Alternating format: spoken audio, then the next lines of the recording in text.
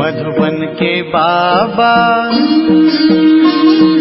मधुबन के बाबा मुरली वाले, आपका क्या कहना, आपका क्या कहना। ओम शांति। आज 2 मई 2022 के साकार मधुर महावाक्य हैं। आज मीठे मीठे बाप दादा बोले, मीठे बच्चे, शांति तुम्हारे गले का हार है। आत्मा का स्वधर्म है, इसलिए शांति के लिए भटकने की दरकार नहीं। तुम अपने स्वधर्म में स्थित हो जाओ। आज बाबा ने कहा, मीठे बच्चे, शांति तुम्हारे गले का हार है।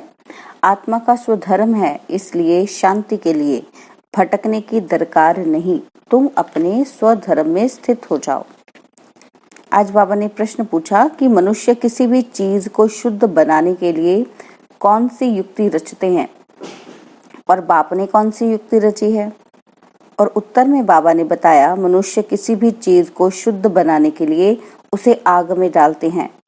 यज्ञ भी रचते हैं तो उसमें भी आग जलाते हैं। यहाँ भी बाप ने रुद्र यज्ञ रचा है, लेकिन यह ज्ञान यज्ञ है, इसमें सबकी आहुति पड़नी है। तुम बच्चे देह सहित सब कुछ इसमें स्वाहा करते हो। तुम्हें योग लगाना है, योग की ही रेस है। इसी से तुम पहले रुद्र के गले का हार बनेंगे, फिर विष्णु के गले की माला में पिरोए जाएंगे। आज मुरली का गीत है ओम नमः शिवाय, ओम शांति। यह महिमा किसकी सुनी? पारलौकिक परम पिता परम आत्मा अर्थात परमात्मा की। सभी भक्त अथवा साधना करने वाले उनको याद करते हैं। उनका नाम फिर पतित पावन भी है। बच्चे जानते हैं, भारत पावन था। लक्ष्मी नारायण आदि का पवित्र प्रवृत्ति मार्ग का धर्म था, जिसको आदि सनातन देवी देवता धर्म कहा जाता है। भारत में पवित्रता, सुख, शांति, संपत्ति सब कुछ था। पवित्रता नहीं है तो ना शांति है ना सुख है। शांति के लिए भटकते रहते हैं, जंगल में फिरते रहते हैं। एक को भी शांति नहीं है, क्योंकि न बाप को जानते हैं, ना अपने को समझते कि मैं आत्मा हूँ, यह मेरा शरीर है, इन द्वारा कर्म करना होता है। मेरा तो स्वधर्म ही शांत है। यह शरीर के ऑर्गन्स हैं। आत्मा को यह भी पता नहीं कि हम आत्माएं निर्वाण व परम धाम की वासी हैं। इस कर्म क्षेत्र पर हम शरीर का आधार ले पाठ बजाते हैं। शांति का हार गले में पड़ा है और धक्का खाते रहते हैं बाहर। पूछते रहते, मन को शांति कैसे मिले? उनको यह पता ही नहीं है कि आत्मा मन बुद्धि सहित है। आत्मा परमपिता परमात्मा की संतान है। वह शांति का सागर है, हम उनकी संतान हैं। अब अशांति तो सारी दुनिया को है ना। सब कहते हैं पीस हो। अब सारी दुनिया का मालिक तो एक है, जिसको शिवाय नमः कहते हैं। ऊंच ते ऊंच भगवान शिव कौन है, यह भी कोई मनुष्य नहीं जानते हैं। पूजा भी करते हैं, कई तो फिर अपने को शिवोहम कह देते हैं। अरे शिव तो एक ही बाप है ना। मनुष्य अपने को शिव कहलाए, यह तो बड़ा पाप हो गया। शिव को ही पतित पावन कहा जाता है। ब्रह्मा विष्णु शंकर को अथवा कोई मनुष्य को पतित पावन नहीं कह सकते। पतित पावन सदगति दाता है ही एक। मनुष्य को पावन बना न सके, क्योंकि सारी दुनिया का प्रश्न है ना। बाप समझाते हैं, जब सतयुग था भारत पावन था, अब पतित है, तो जो सारी सृष्टि को पावन बनाने वाला है उनको ही याद करना चाहिए। बाकी यह तो है ही पतित दुनिया। यह जो कहते हैं महान आत्मा, यह कोई है नहीं। पारलौकिक बाप को ही जानते ही नहीं। भारत में शिव जयंती गाई जाती है तो जरूर भारत में आया होगा पतितों को पावन बनाने। कहते हैं, मैं संगम पर आता हूँ, जिसको कुंभ कहा जाता है। वह पानी के सागर और नदियों का कुंभ नहीं, कुंभ इनको कहा जाता है। जबकि ज्ञान सागर पतित पावन बाप आकर सभी आत्माओं को पावन बनाते हैं। यह भी जानते हो कि भारत जब स्वर्ग था तो एक ही धर्म था। सत्युग में सूर्यवंशी राज्य था, फिर त्रेता में चंद्रवंशी, जिसकी महिमा है कि राम राजा राम प्रजा। त्रेता की इतनी महिमा है तो सतयुग की उससे भी जास्ती होगी। भारत ही स्वर्ग था। पवित्र जीव आत्माएं थी, बाकी और सभी धर्म की आत्माएं निर्वाण धाम में थी। आत्मा क्या है, परमात्मा क्या है, यह भी कोई मनुष्य मात्र नहीं जानते। आत्मा इतनी छोटी सी बिंदी है, उसमें 84 जन्मों का पाठ भरा हुआ है। 84 लाख जन्म तो हो ना सके, 84 लाख जन्मों में कल्प कल्पांतर फिरते रहे, यह तो हो ही नहीं सकता है ही 84 जन्मों का चक्र, सो भी सभी का नहीं है। जो पहले थे अब वह पीछे पड़ गए हैं, फिर वह पहले जाएंगे। पीछे आने वाली सभी आत्माएं निर्वाण धाम में रहती हैं। ये सब बातें बाप समझाते हैं, इनको ही वर्ड ऑलमाइटी अथॉरिटी कहा जाता है। बाप कहते हैं, मैं आकर ब्रह्मा द्वारा सभी वेदों, शास्त्रों, गीता आदि का सार समझाता हूँ। ये सब भक्ति मार्ग के कर्म कांड के शास्त्र बनाए हुए हैं। मैंने आकर कैसे यज्ञ रचा, यह बातें तो शास्त्रों में है ही नहीं। इनका नाम ही है राजस्व अश्वमेघ रुद्र ज्ञान यज्ञ। रुद्र है शिव, इसमें सबको स्वाहा होना है। बाप कहते हैं, देह सहित जो भी मित्र संबंधी आदि हैं, उन सबको भूल जाओ, एक ही बाप को याद करो। मैं सन्यासी, उदासी हूँ, क्रिश्चियन हूँ, यह सब देह के धर्म है, इनको छोड़ मामेकम याद करो। निराकार आएंगे तो जरूर शरीर में ना। कहते हैं, मुझे प्रकृति का आधार लेना पड़ता है, मैं ही आकर इस तन द्वारा नई दुनिया स्थापन करता हूँ। पुरानी दुनिया का विनाश सामने खड़ा है। गाया भी जाता है, प्रजापिता ब्रह्मा द्वारा स्थापना। सूक्ष्म वतन है ही फरिश्तों की दुनिया। वहाँ हड्डी मांस नहीं होता है, वहाँ सूक्ष्म शरीर होता है। सफेद सफेद जैसे घोष्ठ होते हैं ना। आत्मा जिसको शरीर नहीं मिलता है तो वह भटकती रहती है। छाया रूपी शरीर दिखाई पड़ता है, उनको पकड़ नहीं सकते हैं। अब बाप कहते हैं, बच्चे याद करो तो याद से तुम्हारे विकर्म विनाश होंगे। गाया भी जाता है कि बहुत गई थोड़ी रही, अब बाकी थोड़ा समय है। जितना हो सके बाप को याद करो तो अंतमति सो गति हो जाएगी। गीता में कोई एक दो अक्षर राइट लिखे हैं, जैसे आटे में नून, कोई कोई अक्षर सही है। पहले तो भगवान निराकार है, ये मालूम होना चाहिए। वह निराकार भगवान फिर वाच कैसे करते हैं? कहते हैं, साधारण ब्रह्मा तन में प्रवेश कर राज योग सिखलाता हूँ। बच्चे मुझे याद करो, मैं आता ही हूँ एक धर्म की स्थापना कर बाकी सब धर्मों का विनाश कराने। अभी तो अनेक धर्म है। आज से 5000 वर्ष पहले सतयुग में एक ही आदि सनातन देवी देवता धर्म था। सभी आत्माएं अपना अपना हिसाब किताब चुकतू कर जाती हैं।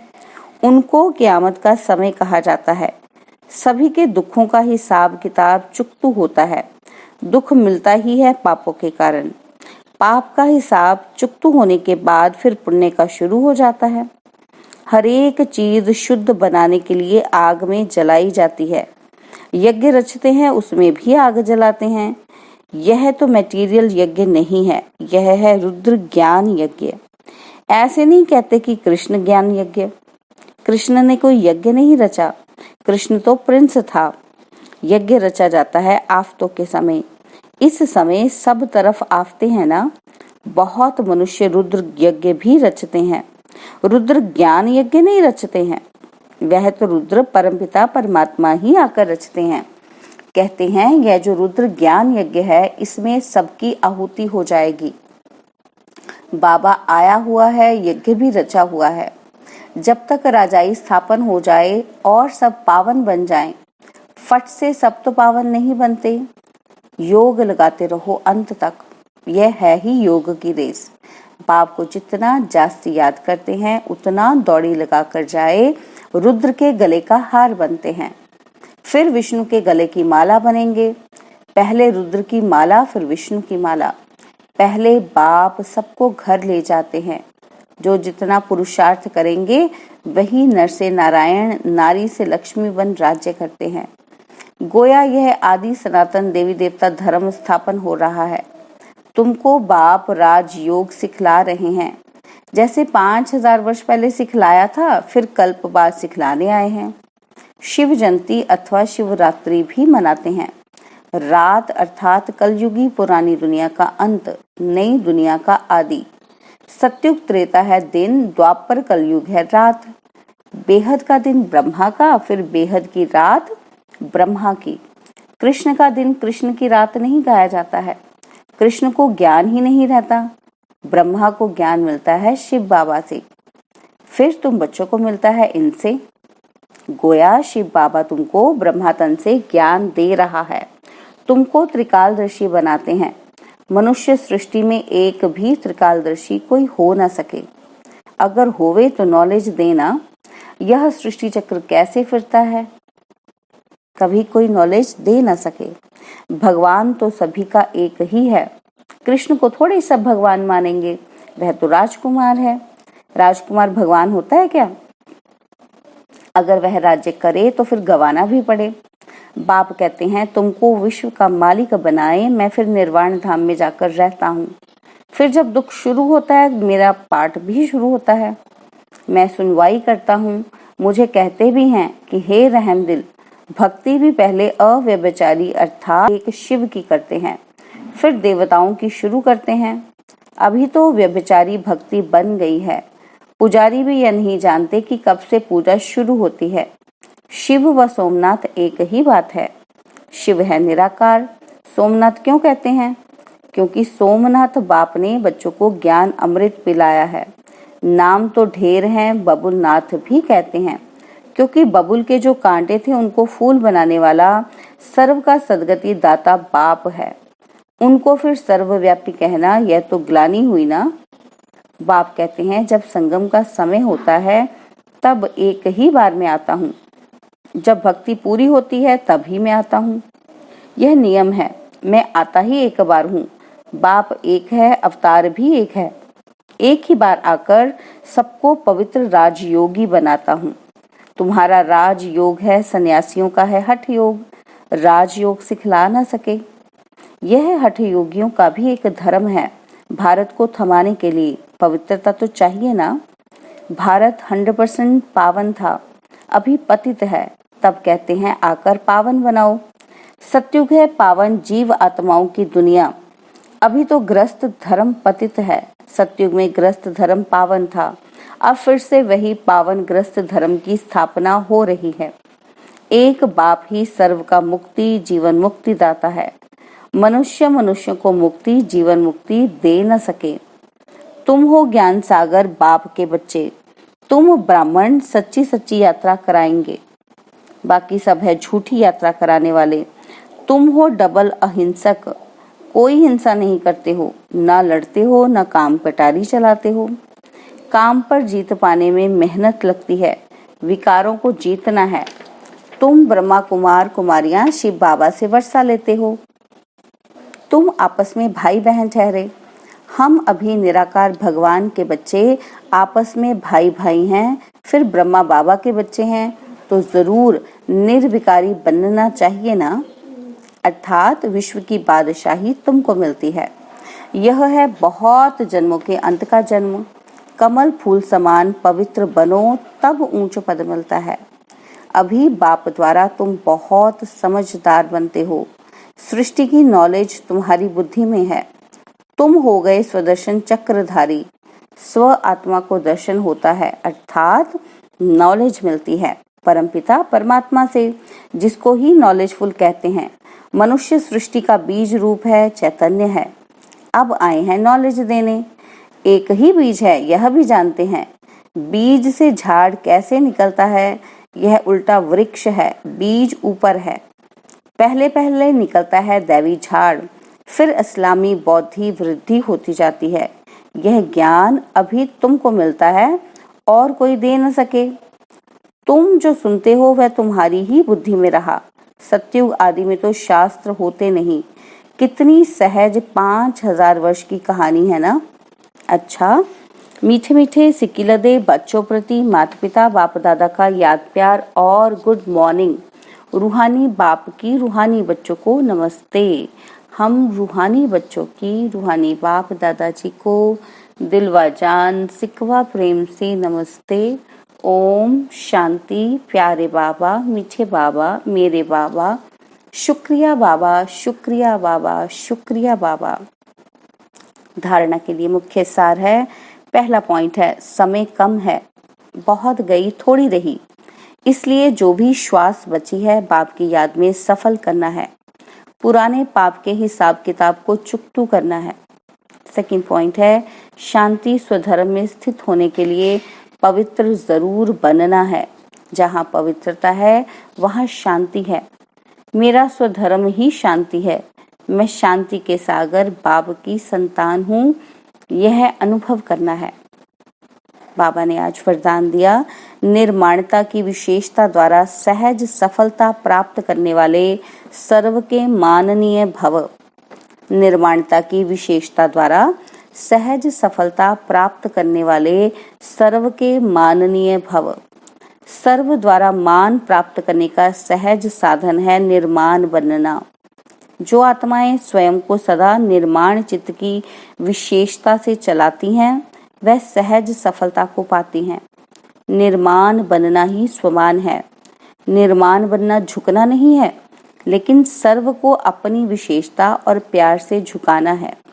वर्तमान समय के प्रमाण सदा और सहज सफलता प्राप्त करने का यही मूल आधार है। हर कर्म, संबंध और संपर्क में निर्माण बनने वाले ही विजयी रत्न बनते हैं। स्लोगन है, नॉलेज की शक्ति धारण कर लो तो विघ्न वार करने के बजाय हार खा लेंगे। नॉलेज की शक्ति धारण कर लो तो विघ्न वार करने के बजाय हार खा लेंगे। ओम शांति। और अब यह एक बहुत अच्छी वीडियो भी जरूर देखें।